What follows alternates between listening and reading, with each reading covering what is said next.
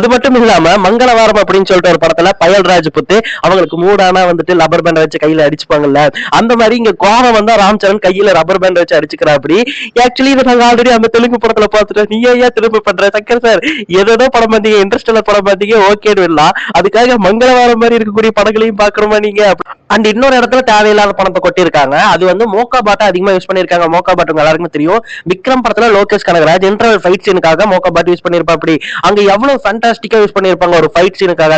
But Indian டூலயே வந்துட்டு Shankar sir வந்துட்டு தேவையில்லாத ஒரு மாஸ் சீனுக்கு மோக்கா பாட்டை யூஸ் பண்ணிருப்பாரு. எங்கேயுமே நடந்து வரக்கூடிய ஒரு தேவையில்லாத மாஸ் சீனுக்கு மறுபடியும் மோக்கா பாட்டை யூஸ் பண்ணி வச்சிருப்பாரு. எதுக்காக? ஏன் ஏன் அண்ட் இந்த படத்துல வரக்கூடிய ஓப்பனிங் சாங்ல கிட்டத்தட்ட 1000 டான்சர்கள் யூஸ் பண்ணிருப்பாங்க. 1000 டான்சர்களும் ஒழுங்கா யூஸ் பண்ணாங்களா, ஒழுங்கா டான்ஸ் கொடுத்தாங்களா அப்படின்னு கேட்டா சுத்தமா நல்லா இல்ல, கேவலமா இருந்துச்சு. இதை விட சூப்பரா ஒரு படத்துல பண்ணிருப்பாங்க. அதுதான் KGF நடிச்ச மாஸ்டர் பீஸ் அப்படிங்கிற படம். அந்த படத்துல 1000 பேர் டான்ஸ் ஆடுற மாதிரி ஒரு சாங்கை பிளேஸ் பண்ணிருப்பாங்க. அந்த சாங் தாங்க உண்மையில பிரம்மாண்டமா இருக்கும். டான்ஸை வந்து கரெக்டா யூஸ் பண்ணிருப்பாங்க, டான்சர்ஸையும் கரெக்டா யூஸ் பண்ணிருப்பாங்க. அந்த பாட்டு மாதிரி எடுத்திருந்தா கூட நல்லா இருந்திருக்கும். பட் பிரம்மாண்டமா பண்ற அப்படின்னு சொல்லிட்டு தண்டமா பண்ணி வச்சிருக்காங்க படத்தை.